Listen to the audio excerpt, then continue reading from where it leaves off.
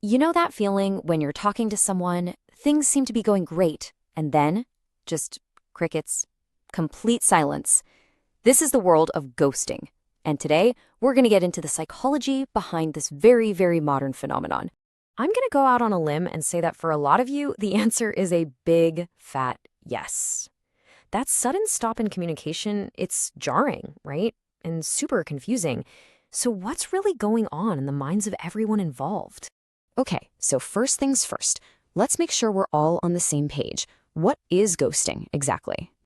So basically, it's the digital age way of just vanishing.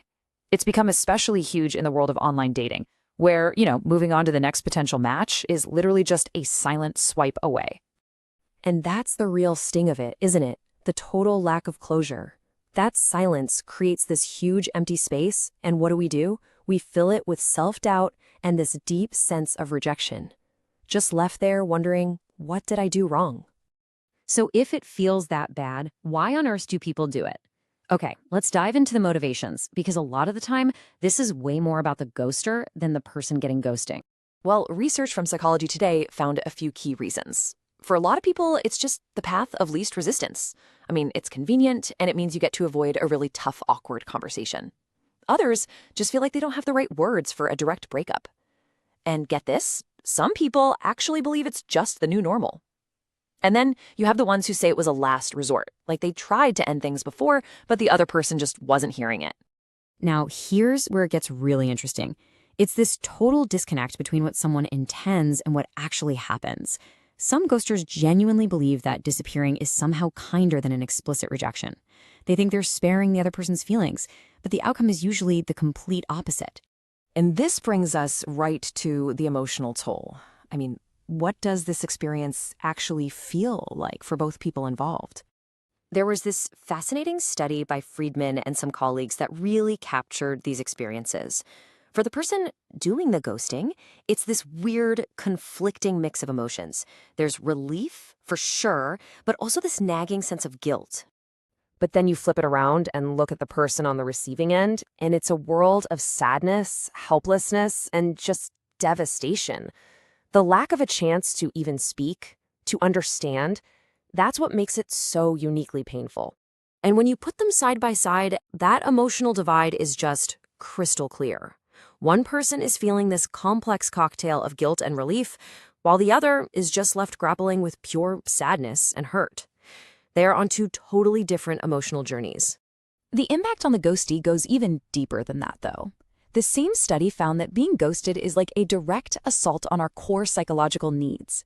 It lowers our sense of belonging, it tanks our self-esteem, and it completely strips away our sense of control. So it's not just a rejection, it's a kind of ostracism that hits us right where we're most vulnerable. Now, you might be thinking the pain of ghosting is universal, that it always hurts.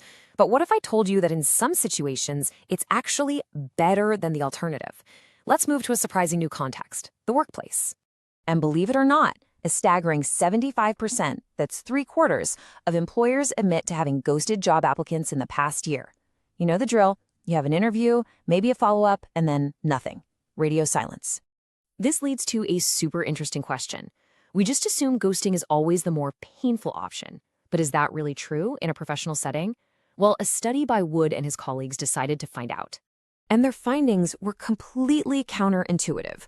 As you can see right here, job applicants who were ghosted actually reported higher self-esteem than those who got a personal rejection letter. Let that sink in for a minute. Higher self-esteem after being completely ignored. So what on earth is going on here? Well, think about it. A personal rejection can feel like a direct critique of you, your skills, your experience, who you are. But when a company just vanishes on you, it's a lot easier to blame them. You might think, oh, they must be disorganized, or their HR department is a total mess. The blame just shifts from you to them.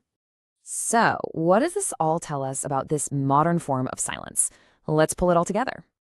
The crucial point, the real takeaway, is that ghosting isn't a simple one-size-fits-all experience. In a romantic context, that silence is absolutely devastating because it's so personal. But in the more impersonal setting of a job application, that same silence can, paradoxically, protect our self-esteem. And that leaves us with a final thought to chew on. We've built a world with countless ways to communicate, instantly, across any distance. And yet, more and more, we choose silence. So the big question is, in our quest for connection, are we actually becoming more disconnected?